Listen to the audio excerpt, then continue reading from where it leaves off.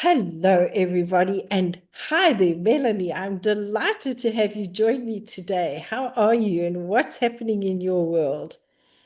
I'm so well, thank you, Janine. And I am just as excited about you to finally collab with you. I think we've been eyeballing each other across some virtual spaces for a while now, and it's very exciting that we're finally working on something together. Oh, I My agree.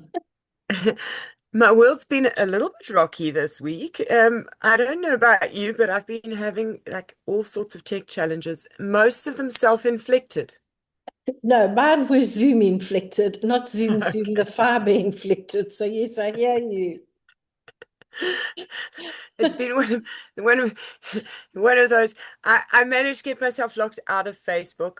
Oh, my goodness. Then in the process, had to go into my Gmail account to get signed in again and Oh, my discovered there was no space in Gmail. Then attempted to make space in the drive and succeeded in deleting everything. Oh my goodness. Listen, at this point, let me just quickly share with people why it's such a disaster that you got locked out of it. People, Melanie's a community builder and a strategic facilitator, and Melanie is awesome at bringing people together around shared purpose. She also specializes in creating engaged, value-driven communities, specifically on Facebook, that are supportive, sustainable, and aligned over time. So to be get locked out is a real challenge.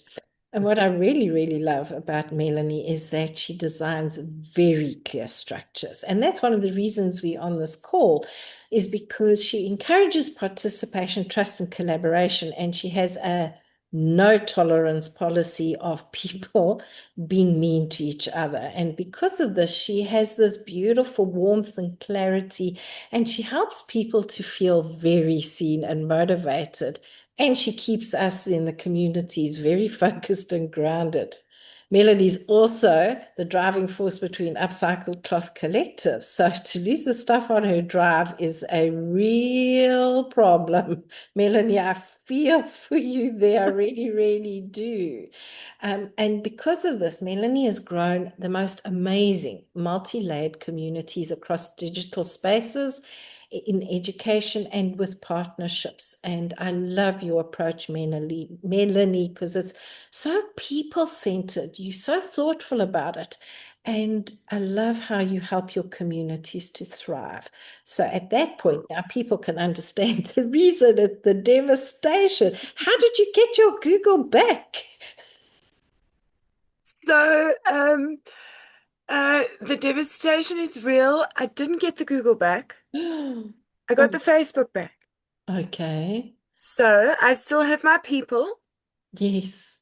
I've lost some of my old data that I may never need again. Okay. Still, Yes. it's an interesting point of view. So I'm it's interesting because I'm in a process of pruning at the moment. And Hmm. I've been doing a massive amount of pruning. And go my Google Drive was something that I'd sort of skirted around. And because I was now forced to deal with it under pressure, Yes. I maybe did something that was a little bit risky because I may have lost something that I'm later going to regret. And it has saved me a huge amount of time. Gosh. Yes, that time. Time is valuable stuff. Yes, yes. So I'm trusting that this is happening for my best purpose. Well, let's set And the now that intention. Let's set the yes, so now, intention. now that now that I've had a little bit of time Hmm. to deal with the consequences of my own actions, um, Shame. I still had that. My whole energy just constricted when you told me that. totally. So I think that's something that perhaps kind of segues into what we're talking about is our use of words. So I'm very aware that when these kinds of things happen, I get into quite a panic state. Hmm. And that my internal panic, I broadcast into my external world, and particularly into my external cyber world. Hmm. And in the cyber world, it has cascading effects. Yes. Yeah. I absolutely agree with you. And not just in the cyber world, across all world spaces and Yes. energies, because Yes. words are power and they are. And actually, when you were sharing the story with me, and then you told me you had set the intention to declutter, and your Google went MIA. I went, oh dear. Because people forget that we can have this fleeting thought, which is actually a warning and an Yes. intention in its own way. And then, oh, did you by any chance say it out loud? Oh, I need to clear that. Oh my goodness. Never mind saying it out loud. I've gone into the garden and cleared. I've cleaned it, like I've anything that is extraneous to my core focus this year, I'm trying to get rid of right now. Mhm. And apparently that was a part of it. Yes, very much so. For my world, very much so. It's called spelling ourselves. And people can spell things out and they can do it absolutely unconsciously. And somebody says, ah, that's not possible. Well, it really, really is possible. I've Mhm. seen it over and over. Now, Melanie, one of the things that I really value about the way you do run your communities and things is you are unavailable for people to play with hate speech, judgment, and anywhere where they're actually enmeshing somebody else into something that's less expansive. What brought you to this awareness, if I may ask? So when I first started my community, I started it because I'd been kicked out of somebody else's group. Ah, And I said I want a group that was less restrictive. I love it. Boundaries. Yes. And I was like, well, everyone should be able to manage themselves. Mm, And that seemed to work until we hit 20,000 members.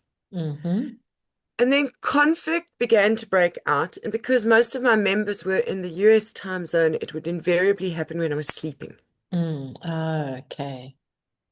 Mm-hmm, So what happened was, um, I first rallied for help. So I asked for volunteers from within the community so that there was voice from mm-hmm, within the community, mm-hmm, supporting the process.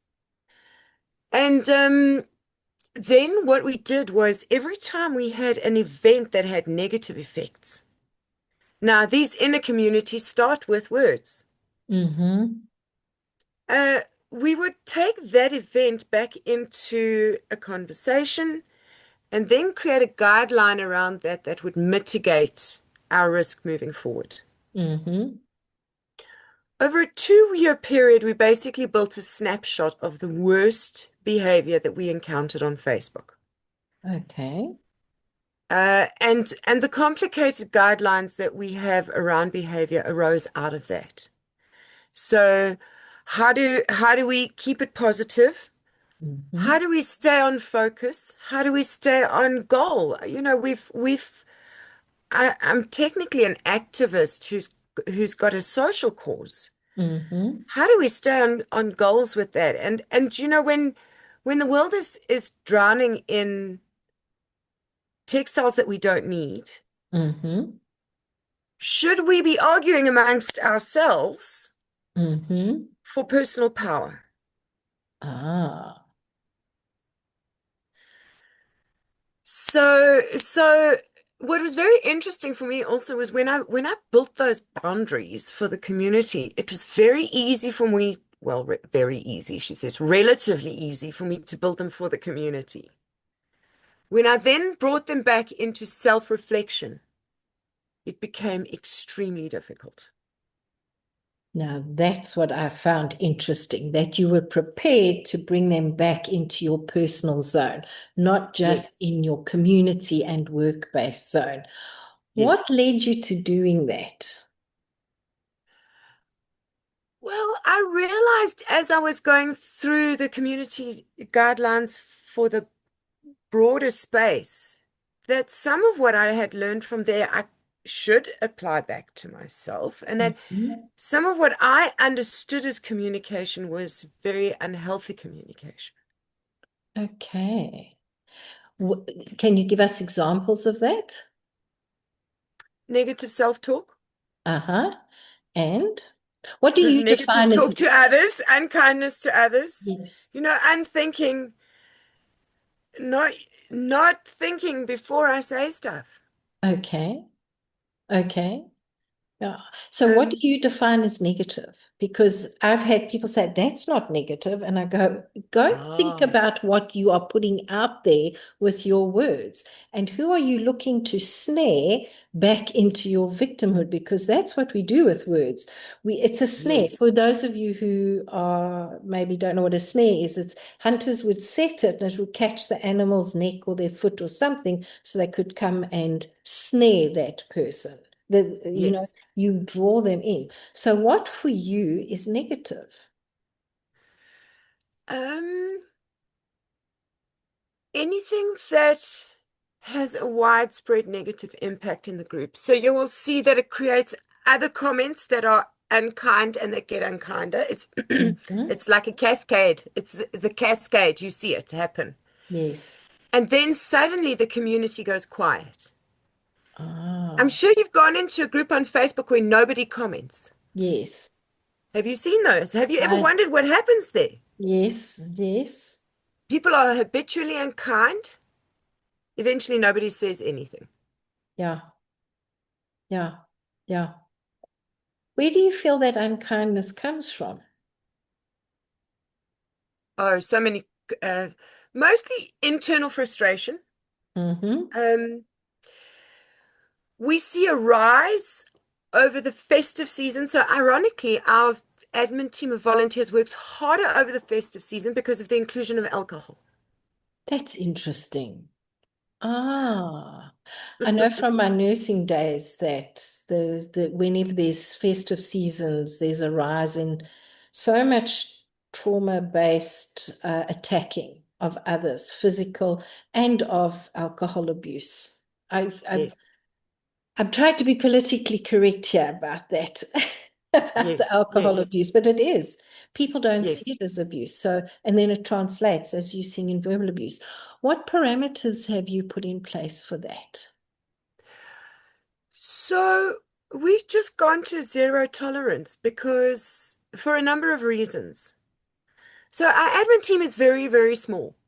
We're Hmm. 10 volunteers and we Hmm. have 250,000 members.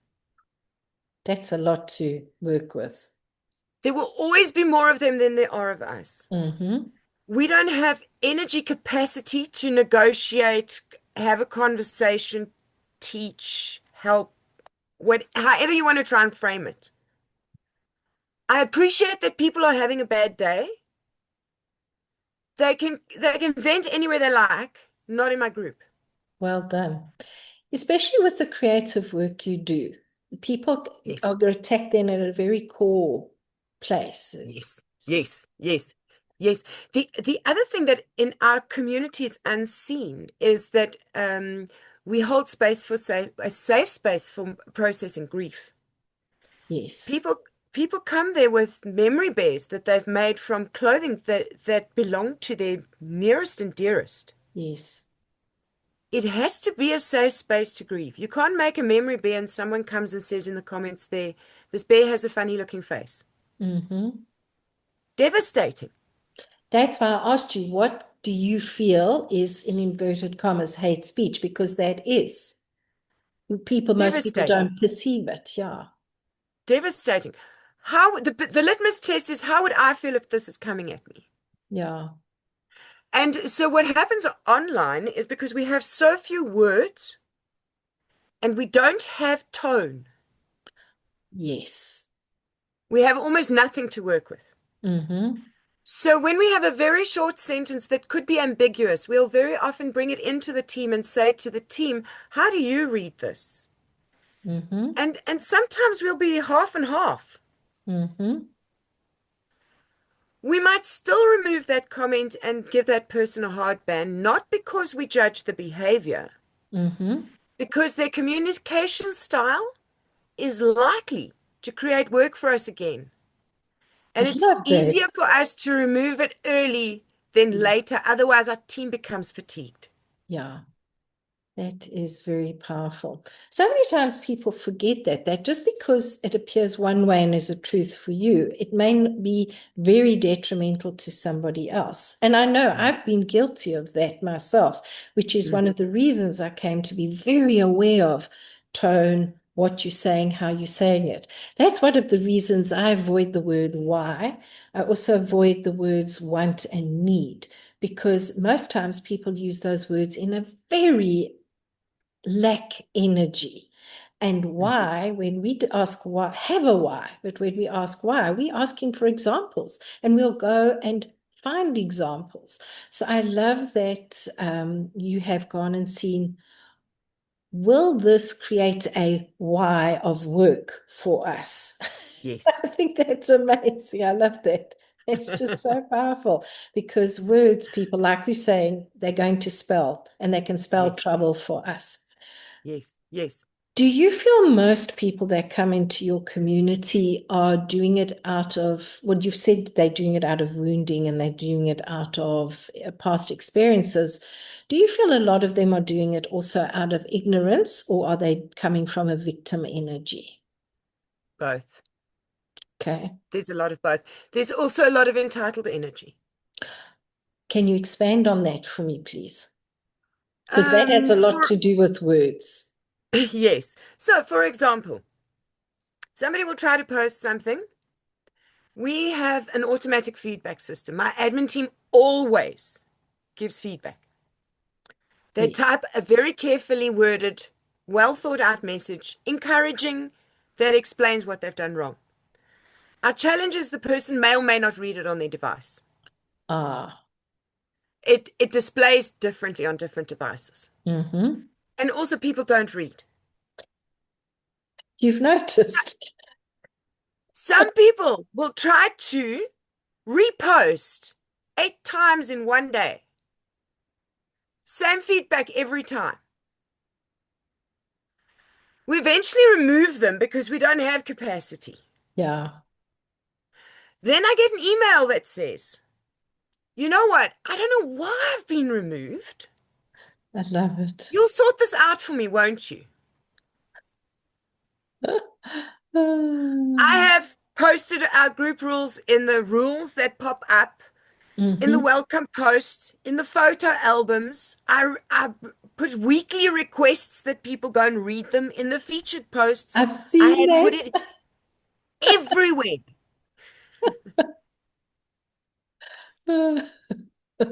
Oh my goodness. Do you think it's that people don't read, or like you're saying, they feel entitled? Many feel entitled, and many feel that if they approach me with a, oh, you know, this couldn't possibly be me. You'll sort this out for me, won't you? That I absolutely will. And I go back to my team and I say to them, you know what's gone on here? And we've got Facebook gives us reports of how many times we've dealt with them. Mm-hmm. Like 20 times. That's way beyond 2 strikes. Yeah, 20 times and 5 volunteers have had to deal with you. I hear you.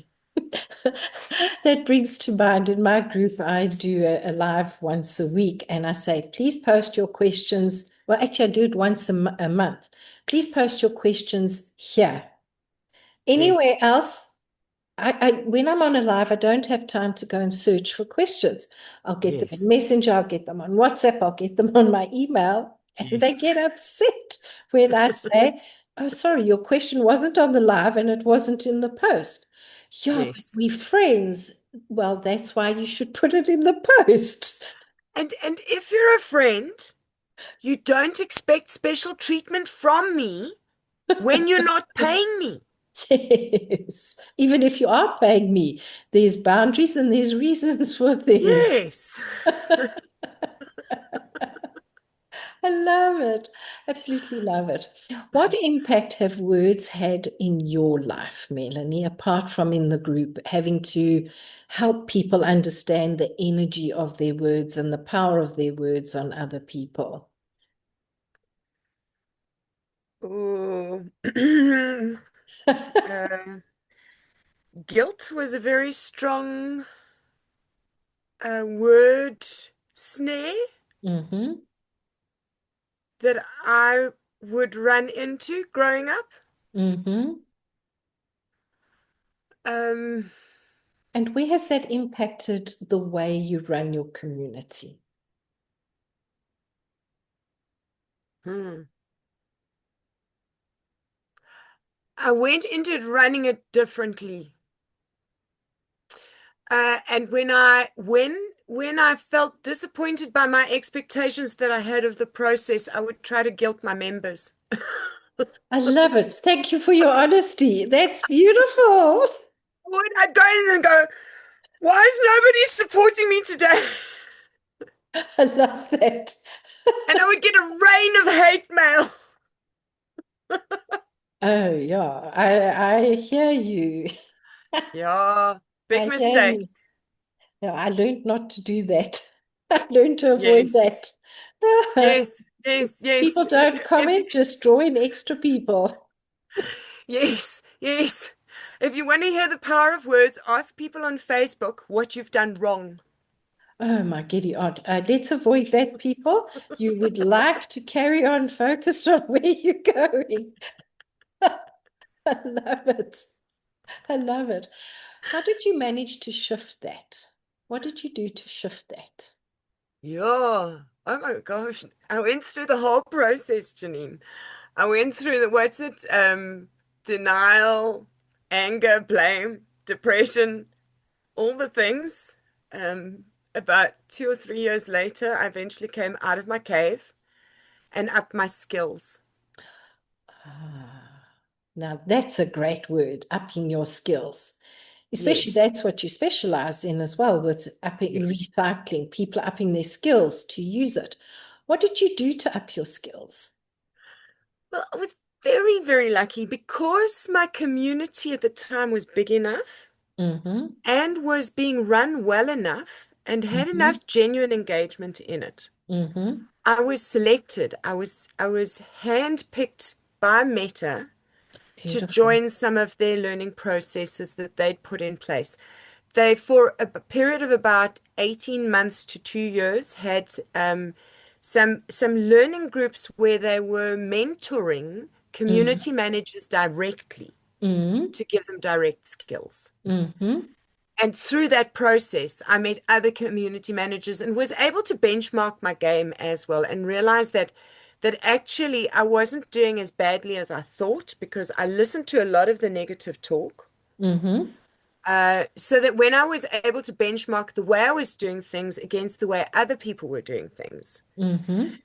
And in fact, if you look at Meta's latest uh, content distribution guidelines, Yeah, yeah. in there they have a guideline that says it's around how you use words and negative and how you if you kind of create stories that are sensational to create this like negative cascade. Mm-hmm. To create Uh, engagement as well. Mm. yes, but negative Mm. engagement. Yes. The AI is going to pick it up and rank it lower. That is so interesting. Do Now you feel? Hmm? that's a huge change for them because in the early days of my community, their AI could not differentiate between positive and negative engagement. Yes. Yeah, I was going That's to what my say. human team was needed for. Yeah. Mm. So they're now training their AI that way. That is so powerful. That really, really is. For me, that's powerful. I Mm, I must say, there's certain times that I go, goodness, you thought this was negative? And I'll be speaking about something around love or that. So that's actually very, very positive to hear that they're able to do that. As you were yes. speaking there, I was getting the perception of where can we train ourselves in life to be very aware of what we are saying so that just like in the community, instead of not antagonizing people, but more hurting people. Hurting people hurt people. I know that. I can hear somebody thinking that as I'm saying it. Mm, If that's you, let me know. But the bottom line is, for me, is when we have this awareness, we take whoever we are online, we take whoever we are wherever we go. And I can't remember what the post I posted that helped us to put this collaboration together, but it was around words, being very aware of our words. And one of the Definitely. words that I'm very aware of is this loving? Is this true? Does this go with my inner values or is it going against my values? Would you say that your community, because I know you have some very profound and powerful values, that you have helped to train your community up to meet those values and to work within the values? Definitely. Definitely. So because we've removed people over time who are very reactive, Mm. we've ended up with a core group who are less reactive. And Ah, having seen enough of their friends lose their privileges, mm-hmm. they understand what is at stake. Uh-huh. Uh-huh. So I sometimes go into other communities and see people in my group behaving very badly there, and then I go, like, what is this? I haven't ever seen this. Yeah. So I know that they're adjusting their behavior because they know the risks. Because we never let anybody back in. That's the one rule we have. We never ever let anybody back in, even if it's an admin team, even if it's a volunteer who's given us 6 years of dedicated service. Mm-hmm. If they begin to move into this behavior zone where it has negative impact on everybody, Mm-hmm. they're out and they never come back. Well done. So there have to be consequences. If there are no consequences, then the effect is reduced. Now you're opening up a can of worms. No, I know, because who gets to make the rules and who gets to decide? It's tough. It's Well, it's tough. your group, it's your community, it's your values. So, yes. But I was Yes. just thinking so many times recently, I am seeing there are no consequences for people's behavior. And it snowballs into something that's ugly and really, really interesting. I understand everybody has their journey. I understand everybody has a soul contract. I also understand that when we're unaware of our values, we are unaware of our wording, we're unaware of our Mm. wording. Now, one of the things that I really enjoy about your various communities is you are focused on repurposing materials. And we get to repurpose our words as well. What led you into this beautiful area of repurposing? So I spent a long time in the manufacturing side of fashion, Mm-hmm. and I feel that the second half of my career is making amends for my environmental impact for the first half of my career. Mm-hmm. And then what happened was, so I was a traveling craft teacher, Mm-hmm. and I fell in love and moved to a farm, to a remote place. And I had to reinvent myself. So I said, okay, I'm going to do it remotely on Facebook because that's the biggest platform. That's where everyone's hanging out. Let's back that horse. I'm going to go. So I created a bunch of groups around my interests and my values, Beautiful.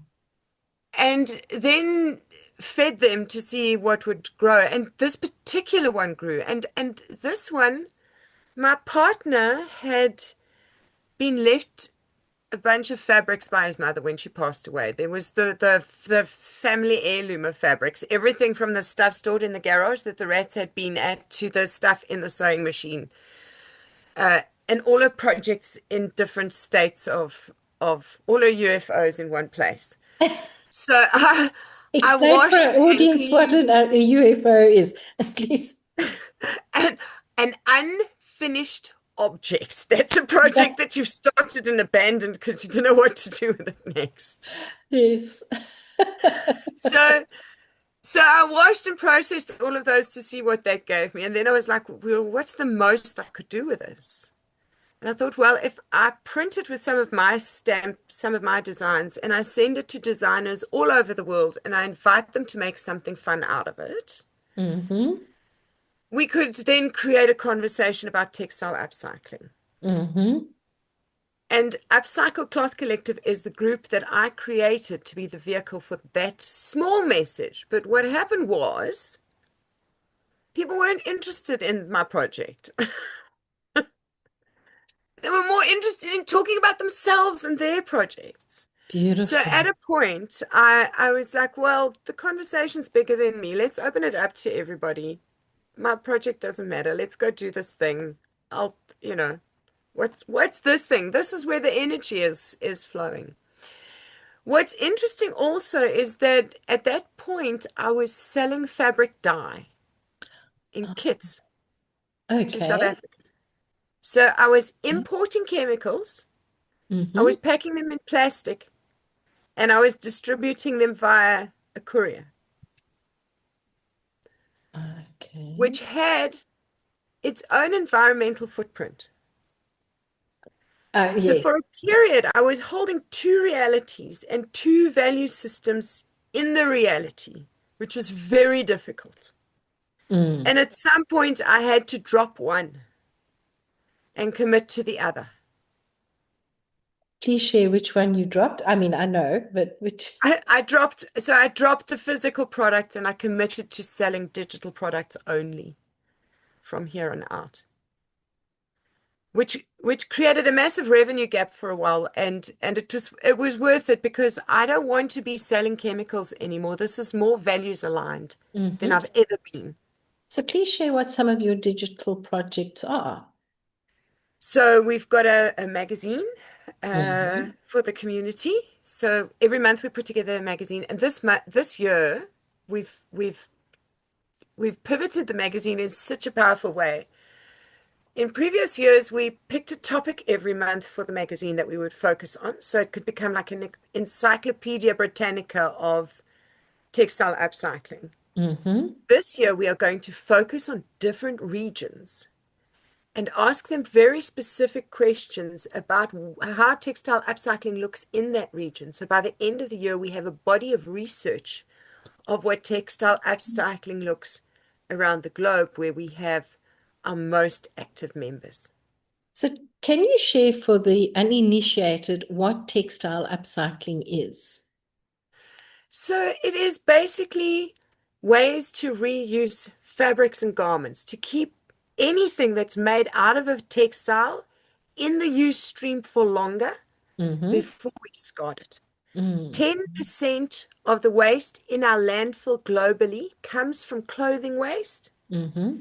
And of that, as much as 10% is made up of new clothing that is Wow. never sold. Oh no, why don't they just give it to orphanages and things? Overruns from the fashion industry. Oh my soul. Okay. Yeah. We are all responsible for all of that Yeah. with our buying behavior. Yes. I'm as responsible. Look at all these clothes that were made in factories behind me. Some of them are handmade, but some of them are not. Yeah. Look, I do agree we get to create industry, we do get to create work with and income. I love what you are doing to take what you are doing that creates a further income from the damage. So the damage is, in a Yes. way, can you say mitigated because of what we're doing, because of what you're doing. I used to turn everything into quilts or into cushions or into toys. I don't do that anymore. I love watching other people do it. But Yes. So I think what's important is to realize that so until we don't know, we don't know. yes. And then once we know, what do we do with it? Mm-hmm. So I happen to know a lot You do. with the experiences I've had. Mm-hmm. So what do I do with that? Tell me. And I think everybody can make that pivot in their lives. They can go, what have I been doing up till now that's really making me uncomfortable? That's not aligned with who I've become. Mm-hmm. Because maybe you want different things. I know in my 50s, I want radically different things to what I wanted in my 30s. Yes. Yes. Let's just talk about that. Yes, I know my podcast is around mindset, but my work is around energy. So I feel what you've just shared, there's a very important part of mindset and energy, that Yes. we are one person, one space in our 20s. And as we progress, it's a really good idea to check in on those skills, those focuses, the way we're speaking to ourselves, the stories we're telling. Because just as we do that, so our life changes and shifts to a story. Mm, And this is mm, basically the story you're sharing with me, that you help the fabrics, the garments, to tell a different story in life. totally, totally, totally. People go and check out Melanie's groups on Facebook. They're beautiful because I saw somebody post how they'd repurposed denim, and somebody else had redone a skirt and a shirt, and those memory toys and teddies. Oh, just I can cry. And the one lady who made curtains out of all her memories, and when she looks at her kitchen curtain, she identifies the different memories without hanging on to them. She's hung Mm, them up so that the mm, joy of them can be with her. mm. What shifted for you between your 30s and your 50s that you could allow others to express this joy in their lives and their creativity? Because some of those people, my Gideon, I would never have been able to do that. It was definitely an ego shift. It was Oh, definitely an ego shift.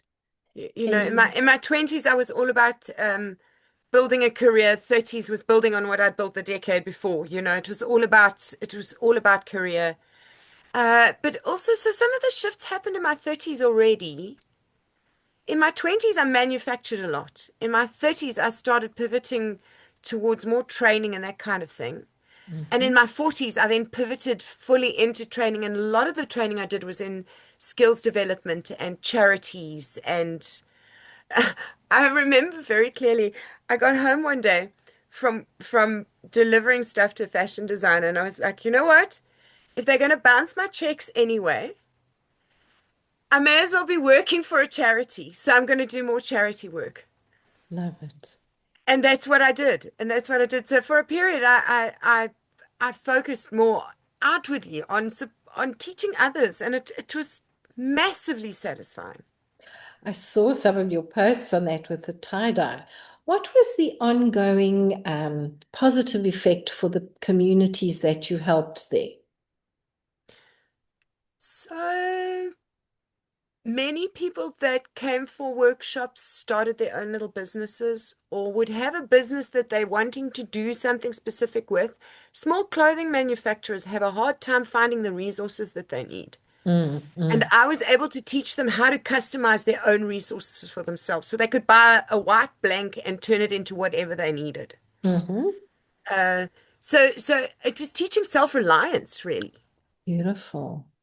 Yes. So that printing with found objects thing, I've never, it, when I was in a business incubator, they still said to me, "Why do you teach this thing?" And because you can't sell anything. You've got no product. You tell people to dig in their garbage and you sell somebody else's paint. Why are you doing this?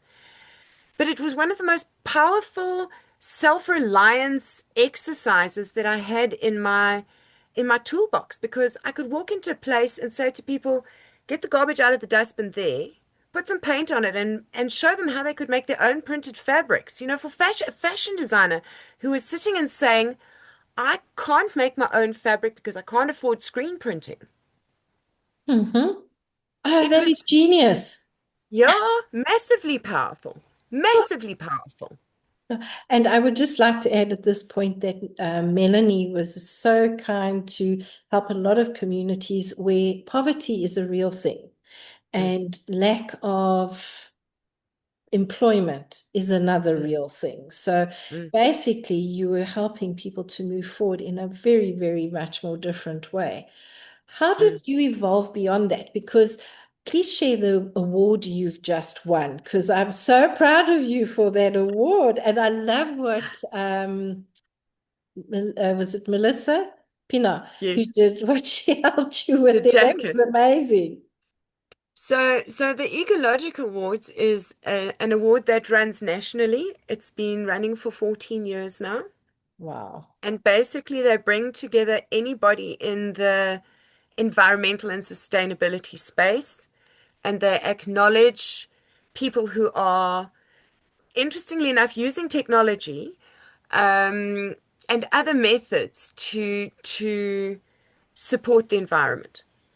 Beautiful. So they acknowledge us with a dinner and a networking event where we get to meet each other. So for me, that was the most amazing part of the event was actually meeting all the other people there because every single person we spoke to was so purpose driven and enthusiastic and fired up. Like everyone we spoke to was like, they've got this thing that they're doing and it's making an impact on the world and they're excited about it. And to be in a room where everybody's like that was amazing. It was absolutely amazing to be immersed in a room full of people who were values driven. And then, of course, we won a beautiful award, which has acknowledged our community for the work that we're doing within the South African space. And the award has unlocked a whole bunch of press for us. We've been on TV about 8 times in the last 3 months. We've been on Cape Talk, Aris here. So it's been really, really amazing. And that was also a place where Melissa and I saw a chance to tell our story in a beautiful way. So the coat that I wore is a dress that I've been hand stitching since 2018. The base was a dress that came out of Pete's family heirloom box that was probably already 20 or 30 years old. I have stitched patchwork all over it. It's had many lifetimes with me since 2018. And then for the Ecologic Awards, I took it to Melissa and she slit it open down the front, put the most beautiful shoulders, bling shoulders onto the jacket for me, and has transformed it into a beautiful jacket. So we were able to show how very, very old materials could be retold into a new story, Yeah. uh, using a bit of care and a bit of time. And it worked. It worked. We won our category, and It was we had the best time. exquisite. It really was. The two of you created a masterpiece there. Oh, Thank you. Melanie, this has been so beautiful chatting with you. Is there anything you would like to share with everyone about your journey, where you're going and where you feel you're going to next? So, I think if you folks will just follow the magazine, because that's the thing I'm the most excited about, because it's real deep research. This is where we're going to look at what's making what moves, what's the architecture of this thing that we're working in. Um, and also, if people can just follow you, because I think what you're doing is fantastic. Oh, Shane, thank Um, you.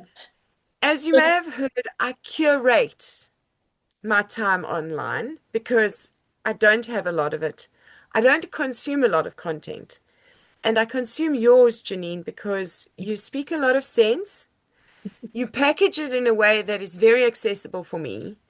And your timing is always amazing for me. It always resonates with something that's going on for me. So, um, I'm one of your fans, and I think you're going to build a great network around you because you're doing the good work that's needed to make it happen. So well done. Oh, Shame, thank you. Yes, it's one of my core pillars of my business is create. What are we Mm. creating? Where are we creating from? Thank you. It means a lot to me. Those words are so kind and so really absorbed by my heart. Thank you very much. People, I'm going to get the link from Melanie for her magazine and pop it into the show notes or wherever we're posting this because going across all platforms. Thank you for joining me and have a beautiful day. Melanie, thank you. Oh, Janine, thank you so much for this conversation today. It was awesome talking to you. And I'm really looking forward to seeing what you're bringing forward next because you always like, ooh, for me. Yay. Yay. Enjoy. You Bye-bye, too. everyone. Okay, thank you.